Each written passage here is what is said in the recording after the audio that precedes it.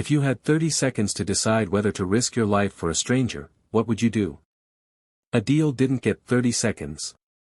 He got 3 heartbeats, the time it takes for a scream to crack the night, for a father to glance at his sleeping daughter in the back seat, and for his foot to slam the brakes so hard the car lurched. This story begins on a narrow street washed in rain and phone screens, where most people watched, and one single dad stepped out into the storm. Keep watching, because the moment he made that choice, 3 lives changed forever, the woman on the ground, the man with raised fists, and the father who swore he'd never be a hero again. It was the kind of rain that turns a city's edges soft, windows blurred, faces smudged behind glass, every sound a little swallowed. Adil drove slowly because the wipers were old and the car was older, because his daughter Noor had finally fallen asleep after hours of humming to her favorite song, and because single fathers learn that slow is often the only safe speed in a world that keeps insisting on fast. They had spent the evening at Adil's sister's place eating stew that tasted like childhood and talking about bills that tasted like worry. He was thinking of the math he would do when he got home, rent minus groceries minus Noor's shoes minus the strange rattle in the engine. He was also thinking of the last story he told his daughter, how her mother, gone 3 years now, loved to dance with the rain. He almost smiled. Then the scream cut through the night. It wasn't a movie scream. It was low and raw, a voice trying to peel itself out of a body. Adil sat up straighter, peered through the water-laced windshield, and saw a cluster of people under a broken streetlight.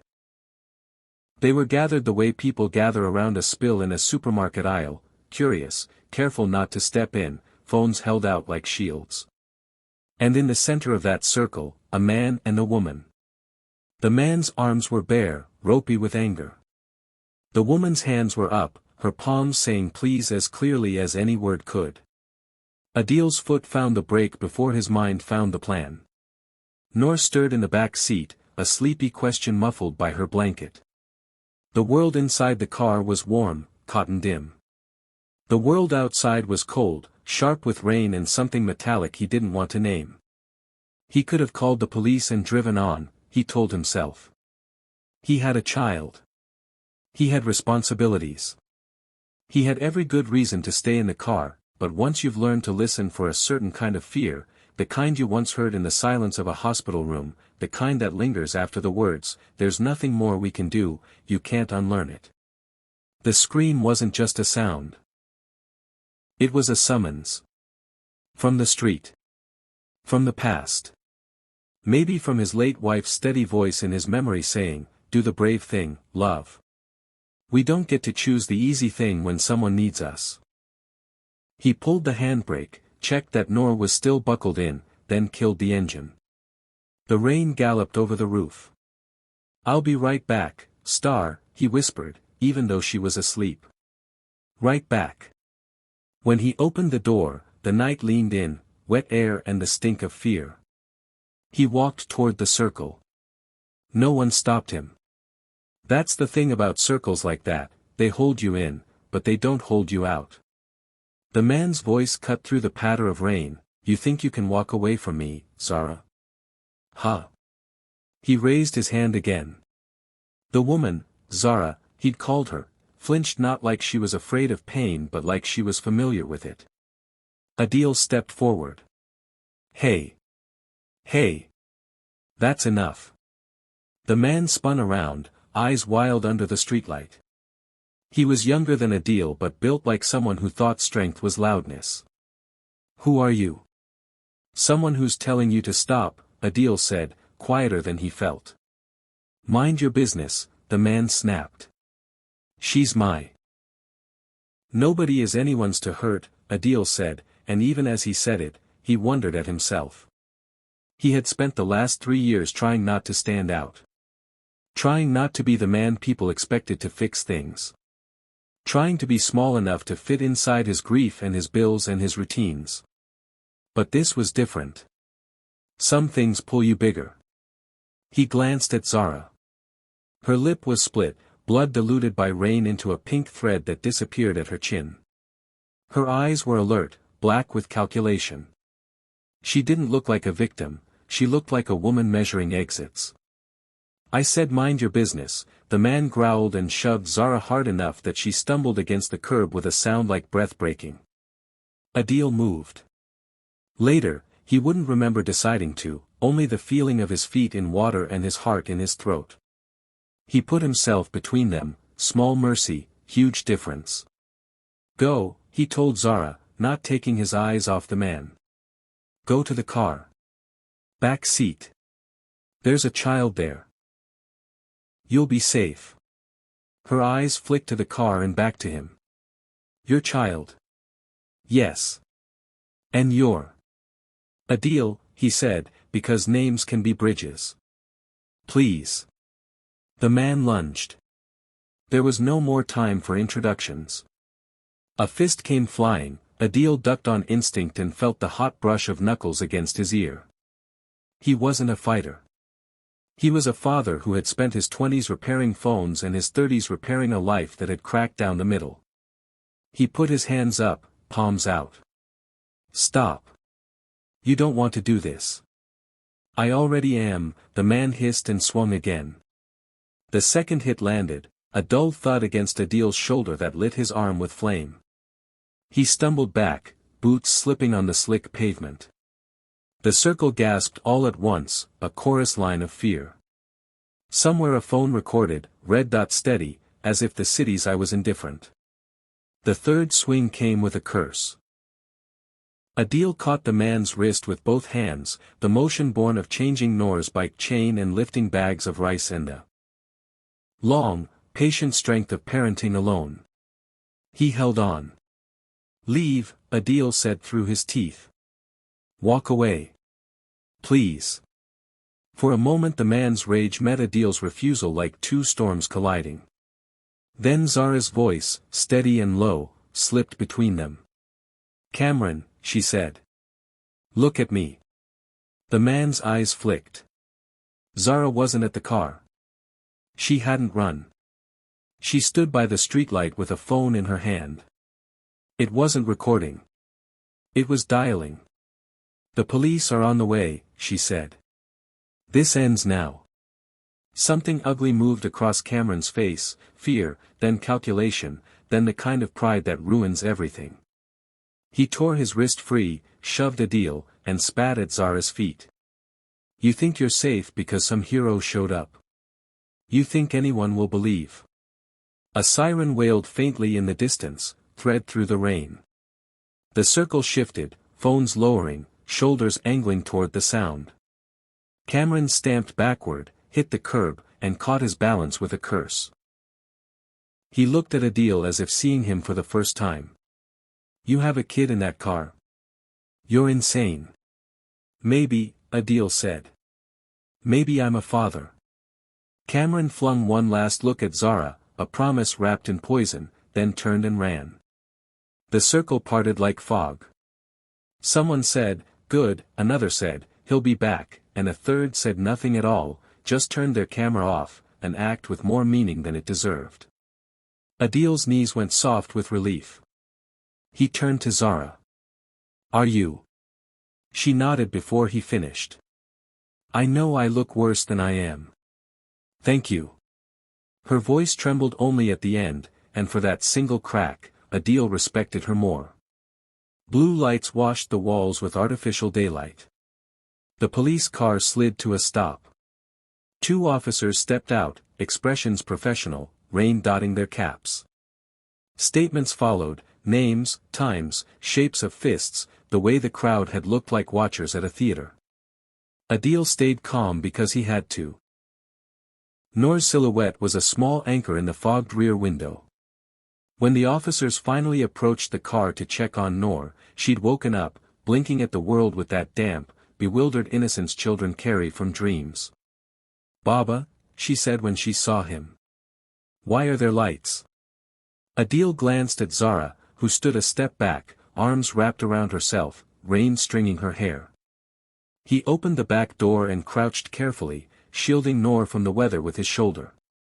Because we helped someone, he said softly. And help wears lights sometimes. Zara's mouth pressed tight, her eyes watered in a way that had nothing to do with rain. Hi, she said to Noor, voice gentled like she'd practiced with other people's children. "I'm Zara. Do you like stars?" Noor asked, because children leap where adults tiptoe. Zara exhaled a tiny laugh. "I do," she said. "Very much." The officers took Zara's story and offered to call an ambulance. She refused and asked instead for somewhere safe to sit until they could escort her to a shelter. Her hands shook now that the adrenaline had receded. The tremor wasn't just fear. It was the aftershock of a decision, to leave, to stand, to not go back even if loneliness pressed its face against the window and begged. Adil looked at the steaming rooftops and felt the shape of a choice he hadn't expected to make. "There's tea at my place," he said before he could overthink it. "And warm blankets. I have a couch. The station is on the way if you want to sign a report first. Noor and we don't have much, but we have enough to get you through tonight." Zara studied him the way a person who's been hurt learns to study whether a door is a door or a trap. Then she nodded once, as if to herself. "Okay." On the drive, Noor told the story of her favorite stuffed bear, who had fallen from a shelf and been rescued by a brave astronaut whose spaceship was actually a laundry basket. Zara listened as if every detail mattered. Adil drove with his hands 10 and 2, shoulder aching, gratitude blooming in him like a delayed bruise, the kind that arrives after, when the danger is over and the miracle of over finally lands. He didn't know then that his life had just been rerouted. He only knew the rain had lifted, the city's edges sharpened again, and the night, like the heart, had made space for one more person to be safe. The quiet that follows a crisis isn't clean. It is a messy quiet, full of the small civilian noises you can't hear when your pulse is in your ears. At Adil's apartment, it sounded like the kettle's slow complaint, the soft slap of Noor's socks on tile, the sleepy hum of a fan that never quite stopped rattling. Zara sat at the kitchen table wrapped in a gray throw blanket that had survived too many winters. She held the mug of tea like it was the first warm thing she'd owned in days. In the bright kitchen light, the cut on her lip looked angrier, and the bruise rising on her cheek had turned a deep plum at its edges. She kept touching her collarbone, not to check for pain but as if reminding herself that it was still hers. "You can sleep here tonight," Adil said. "I'll take the floor. Noor sleeps in my room when we have guests." Noor, who had been weak since before she learned the word, saluted solemnly with a biscuit. "I don't snore," she lied. Zara laughed, then winced. "I can't put you out," she said, eyes dropping to the table as if the woodgrain might offer a script for this kind of gratitude. "You're not," Adil said. "You're reminding me who I am." She looked up at that. "Who is that?" "Someone who tries," he said simply. The police had taken their statements and promised to follow up. One officer, a woman with kind eyes and hard shoes, had given Zara a card for a shelter and scrawled her personal number on the back. "You did the brave thing tonight," she'd said gently. "The brave thing is usually the right thing. It also hurts." Now, in the small apartment that smelled like cumin and rain, the hurt arrived. Zara's face crumpled, but the tears didn't spill. They hung in her lashes like dew that had forgotten how to fall. "I left," she whispered. "I actually left." Adil placed a small plate of biscuits within reach. "How long?" He stopped. He didn't have the right to ask for a timeline of someone else's pain. "Do you want to talk about it?" he tried instead. Zara nodded once. "Because if I don't, I'll go back," she said, surprising both of them. "Talking is, tying myself to the decision." So she told the story, not in a straight line, because some stories refuse to walk, but in loops and returns. She met Cameron at a bus stop on a day when the city had been kind to no one. He'd offered her his umbrella and his easy laugh. He had been gentle until he wasn't, as if he kept his anger in a drawer and only opened it when certain stars aligned. He apologized, always, and bought flowers, always, and taught her the work of doubting her own memory, always. "It wasn't so bad," he'd say. "You're exaggerating." You know how you get. The first time she believed him, the second she negotiated, the third she learned the strange arithmetic of staying. If he is kind 2 days out of 5, and cruel 3, maybe kindness is the majority. Maybe that counts. But tonight, when he smashed her phone and then her trust in public as easily as if both were made of the same glass, something in her had snapped toward the truth. She had looked up and seen the circle of faces and decided that seeing was not the same as helping, and she would help herself. Her scream had been a sound and a line. "Thank you for being the person on the other side of the line," she finished, voice steady now, like a person who had crossed a river and found a rock to stand on. Adil listened the way he wished someone had listened to him when his wife got sick and the world turned into a hospital corridor that smelled like lemons and endings. He didn't offer advice. People who hurt don't need a map to past tense, they need company in the present. He offered what he had, his attention, his couch, and the unspoken promise that in this apartment, nothing would strike her but the generosity of small things. That night, Noor slept with her foot pressed against Adil's calf, as if anchoring him. He lay awake longer than he should have, staring at the cracked pattern in the ceiling paint he'd been meaning to fix. He kept seeing Cameron's eyes, the way rage and shame had shared space there. He kept hearing the crowd's breath, the collective shrug of bystanders who had made a choice to watch. He wasn't judging them, he understood fear. He just knew fear could be moved through, like rain. You didn't have to like it to get soaked and keep going. In the morning, the city put on its weekday face. The sun flashed warm coins on the buildings. Adil made parathas that were more oval than round and eggs that were more enthusiastic than perfect. Noor braided Zara's hair with the grave seriousness of a 7-year-old who understood that rituals could be ropes pulling people back to themselves. They went to the station to sign more papers. The officer with the kind eyes explained restraining orders and court dates. "If he shows up, call us," she said. "If he texts, keep the messages. You are not alone." Those words slid into Zara like vitamins. Necessary, not immediate. She nodded, and for the first time, her shoulders dipped in relief. Days arranged themselves into a pattern. Zara found a room at a shelter 2 blocks from Noor's school. Adil walked her there the first evening, their steps steady, the air between them companionable. He didn't ask for details of where she would go next.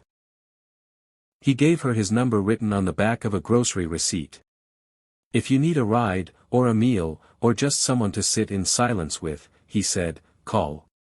She did. Not often. This wasn't a romance that fell out of the sky and landed on their heads. It was a friendship that built itself like scaffolding, careful, competent, one piece at a time. She called when the shelter's night felt long. He called when Noor's school sent home a form and he couldn't figure out the difference between guardian and emergency contact, without glancing at the empty chair across the table.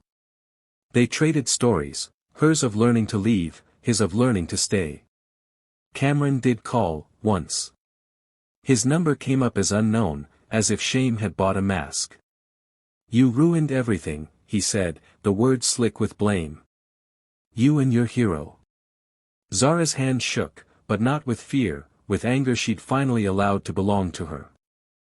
"I saved myself," she said, "with help." She blocked the number and kept a screenshot for the file. That night she cried, not because she wanted to go back but because leaving is a grief even when it's a liberation. She called Adil and didn't speak for a full minute. He didn't speak either. Silence, when offered tenderly, is a blanket.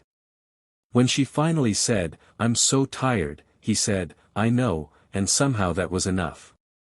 Weeks slid into months. Noor began to draw 3 figures in her crayon compositions, herself, her father, and a woman with the kind of hair that looks like it remembers how to dance. "That's Zara auntie," she announced proudly to anyone who asked, as if she'd just introduced a new planet. Once, at a community safety meeting, Adil stood to speak. He didn't like microphones. They made his voice sound like a stranger's. But he felt something braver than embarrassment rise up inside him. I'm not here because I'm special, he told the small crowd of neighbors and shopkeepers and tired parents. I'm here because one night, I did what I hoped someone would do for my daughter if I wasn't there. We don't need to be heroes. We just need to be neighbors. Afterward, an old man with a cane pressed his hand into Adil's. Son, he said, that's the same thing. The first time Zara came over for dinner without the weather of fear riding on her shoulders, she brought dessert she'd made herself, halwa that tasted like a secret kept warm. They ate at the small table that had seen everything, late bills, early mornings, Noor's first wobbly attempt at writing her name. They talked about books and bus routes and how both could take you somewhere new if you weren't careful. When Noor went to bed, Zara started stacking plates out of habit. She'd learned that helping can be another way to say thank you, and Adil stopped her with a hand gentle as a comma. Sit, he said. There's nowhere else to be. They did sit. And they did not rush. They let the room teach them its magic trick, how ordinary light and everyday kindness can turn strangers into family, one unremarkable evening at a time. When the court date finally came, Zara's hands shook again. She asked Adil to sit in the back row, not beside her. I want to do this myself, she said, and he nodded, understanding that love, whatever name theirs would finally take, sometimes looks like not moving closer. Cameron showed up with a tie that didn't suit him and eyes that still couldn't hold a mirror. The judge listened, the law did what it could, and the paper that slid across the desk into Zara's hands was thin, so thin, for something that suddenly felt like armor. They walked out into a day that didn't know it was important. Traffic still pushed its way down the street. A kid still asked for ice cream with the doomed optimism of winter. Zara stood on the courthouse steps and breathed, a long inhale like she'd been underwater and finally broken the surface. What now? Adil asked, because sometimes the most loving question is an empty one. Now, Zara said, I live. And I learned to do it without flinching. A few months later, a small thing became a big thing. Noor got a role in the school play, Tree Number 2, she announced with imperial pride, and invited Zara Auntie to the performance. The auditorium smelled like pencil shavings and cheap curtains. When Noor stood on stage, arms outstretched as leaves, she spotted them in the crowd, her father in the fourth row, his smile a lighthouse, and beside him, Zara, clapping with a joy that had learned not to apologize for itself. After the performance, while Noor ran wild with the other saplings, Zara and Adil walked outside. The night was cool, a kinder cousin to the one that had started their story. They stood under the same kind of streetlight. This one didn't flicker. I never thanked you properly, Zara said. You did, Adil replied. You left. You stayed gone. You healed. That's the thank you. She looked at him, long and real. You risked your life, she said softly. He shook his head. I risked a moment, he corrected. And I gained the rest. They didn't kiss then. The story didn't demand it. Instead, they shared a quiet that meant more than 1,000 declarations, the kind you can only hear when fear has been replaced by trust. Somewhere behind them, Noor laughed that belly-deep laugh that tends to repair the air. Somewhere ahead of them, days arranged themselves, ready to be lived. And because your eyes have walked alongside theirs to this very end, here's the thing to carry with you, you don't have to be fearless to be brave. You just have to decide, in the small, ordinary seconds when the world looks away, to look closer. To step forward. To be the person who breaks the circle and makes a line, between harm and help, between silence and voice, between watching and saving. On a rainy night, a single dad chose to be that person. A woman chose to be that person for herself. A child learned that the world, even when it is unkind, can be changed by the simplest kind of courage. And that is how 3 lives, maybe 4, counting yours, found their way to the light.